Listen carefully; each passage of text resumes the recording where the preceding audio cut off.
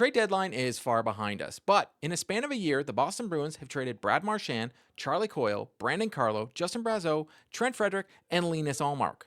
We have even seen a Jack Adams winning coach get fired. They have started this season with drama between their goalie and the front office. Well, I don't want to get into the weeds with what his ask is, but I know that I have 64 million reasons why I'd be playing right now. The newly signed Elias Lindholm starts hurt after one day of camp, and every player not named David Pastrnak is underperformed this season. Some guys have looked good at times, but it wasn't good enough. They're on the outside looking in right now regarding the playoffs, and I want to ask the question, where do the Bruins go from here? So buckle up, Bruins fans. I'm here to give you the latest info on your beloved Boston Bruins. If you've been liking my Bruins content, please leave me a like and subscribe. If you've already done so, thank you, and let's get into it. I know I've been banging the drum this year that the Bruins team just isn't good enough. Trust me when I say this, I'm not taking a victory lap. It's felt like a season from hell from a fan's perspective and, I'm sure, the player's perspective. The fan base hasn't felt this bad since Patrice Bergeron retired, and that one still stings for me. It appears last season the Boston Bruins overachieved. If I have a silver lining, it's that last time the Bruins went through what looks to be a retool was all the way back in 2005. It may seem like a long time ago, but for some fans, it feels like only yesterday. The Bruins did not qualify for the playoffs in 2005 and 2006, but in July of 2006, they signed Zdeno Chara and Mark Savard, and they started something new. They already had Patrice Bergeron and David Krejci in their system, though. But in 2006, they drafted Phil Kessel, Milan Lucic, and future captain Brad Marchand. I would love to say they made some great picks the years after that, but they didn't end up drafting Tyler Seguin until 2010 and Dougie Hamilton in 2011. Seguin wins a cup, but he's traded the following summer after some off-ice issues. Hamilton is traded along with another prominent player, Milan Lucic, at the draft in 2016 when the now GM, his first year as a Bruin, GM decides to make some tweaks and tries to get Noah Hanifin and fails. In fact, the 2016 draft was a huge fail for Don Sweeney and co. I can't blame Sweeney, although, because it was his first draft, and I'm pretty sure he wasn't the one doing the picks. He definitely did the trades, though, and he failed. I would love to compare any of these years to what is happening now, but unfortunately, I can't. It would be a lot easier to make one of these videos providing you with evidence that it's going to be all right. When they did both the retool in 2005 and 2016, they had pieces like Patrice Bergeron, David Krejci, and Zdeno Chara. That is a 1A, 1B center and a first ballot Hall of Famer in Zdeno Chara on the back end. The Bruins now have David Pastrnak, easily a top 10 winger in the league, Charlie McAvoy, he's been plagued by injuries his career so far, great defenseman though, and Jeremy Swayman, who has struggled to live up to any of the expectations he set upon himself and the fan base had for him after that amazing year last year in playoffs. They have the same front office that has been drafting mostly bottom six forwards since 2016, even when they have first round picks. But most of the guys they draft do end up playing in the NHL, but they're not as impactful as one would like. They have young players like Matthew Poitras, Marat Khusnutdinov, Casey Mittelstadt, and Fabian Lysell to hopefully build around, but none of these players are David Krejci or Patrice Bergeron. The future isn't as bright, but I haven't lost hope. What I've come to the realization is the Boston Bruins would be better off not making the playoffs and embrace the tank. We don't know if Fabian Lysell can even be an everyday NHLer, and he's now up with a big club again, and I think it's sink or swim for him. Matthew Poitras goes up and down from the AHL like a yo-yo, and at this point, I don't know what the team is looking for from him. But I don't think he's played as bad compared to the rest of his teammates at times. Neither player screams the future of the Boston Bruins right now. After the trade deadline, don't kid yourself, they didn't get better.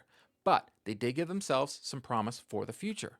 The two players I think they got that are going to benefit from bigger roles and more ice time are Marat Khusnutdinov and Casey Mittelstadt. Both have already shown flashes of what we might see. Mittelstadt with his hockey sense. He has made some amazing passes, and it's only a matter of time they find someone to play with him, and the Bruins could have something. At the time of the recording, Mittelstadt has played 5 games for the Boston Bruins, scoring 1 goal and 3 assists. He's looked extremely comfortable out there and hasn't seemed to have had any issues fitting into the Boston Bruins system. I'm not expecting Mittelstadt to be the Bruins' savior, but my hope is he's the future number 2 center and a fixture in the locker room for years to come.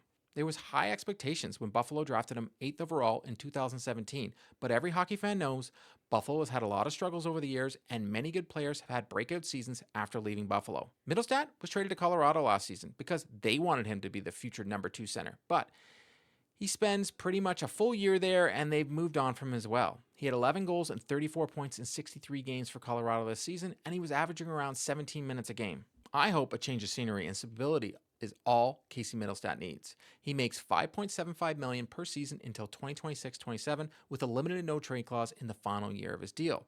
That no-trade clause is a 9-team no-trade list. His cap hit isn't large by any means, especially with the cap to go up considerably in the next couple seasons. Mittelstadt isn't the fastest skater, but he's a smart player, slows the game down, and likes to have the puck on his stick to create chances off the rush. I think some speedy wingers can score would be huge for his career, and the Bruins might have something, but only time will tell. Khusnutdinov is the player so far I think the Bruins got a winner with. He's fast, skilled, plays a great two-way game, and has huge upside. The Minnesota Wild were playing him on the fourth line in a checking role. The Boston Bruins are currently playing in a middle six role, but I think he won't last long there. Bruins head coach said as much the other day talking to reporters. I do think there's upside there. I don't see him as a fourth line role, particularly. Bruins interim head coach Joe Sacco said Tuesday, I think he's going to be more of a top 9 forward at some point. After watching the first couple games and those nice 2 goals he scored a couple games ago, I couldn't agree more. Khusnutdinov is exciting to watch play the game with his blazing speed and hockey sense, and he seems to have elevated Elias Lindholm's game this season in a short period of time. With the Wild, Khusnutdinov was playing a more defensive role as a fourth line center. He had offensive zone start percentage of just 34.7%, meaning he was starting his shifts in the defensive zone nearly twice as often as the offensive zone. He was playing 11 minutes and 14 seconds per game, with 1 minute and 30 seconds of it coming on the penalty kill. He was not used on the power play. Everything about his role usage has flipped in Boston. Khusnutdinov is now playing left wing in middle six role, mostly in a line with Lauko and Elias Lindholm. He's playing nearly 4 minutes more per game, averaging 14 minutes and 55 seconds of ice time a game. He's no longer killing penalties. Probably will be soon, but he's been added to the Bruins' second power play unit. His offensive zone start percentage is 59%. Khusnutdinov scored goals in back-to-back games and has been involved in the play at both ends of the ice. In 5 games with the Bruins, he has 2 goals, and with the increased ice time, I would expect his role to change and his confidence to grow. He's been a captain on the majority of the teams he's played on as well before making to the NHL, telling me he has leadership qualities. To think the Bruins traded Brazeau for Lauko and Khusnutdinov makes me think we'll look back at this trade one day and laugh that Guerin even made this deal. I'm not saying the Bruins are back, and kind of far from it. I think they have some pieces that the fan base can look forward to watching, but from a different perspective than before. We used to watch the games with hopes of dominating the other teams and going far in the playoffs. Those days are far behind them, and the new-look Bruins are going to struggle, fight for wins, and get blown out more often than not. When you lower your expectations, it makes it easier to watch. You start to cheer for the underdog, which the Bruins are now. Right now, they're posed to make a top 10 pick in the draft, and I hope they lose a bit more and they get a top 5 pick.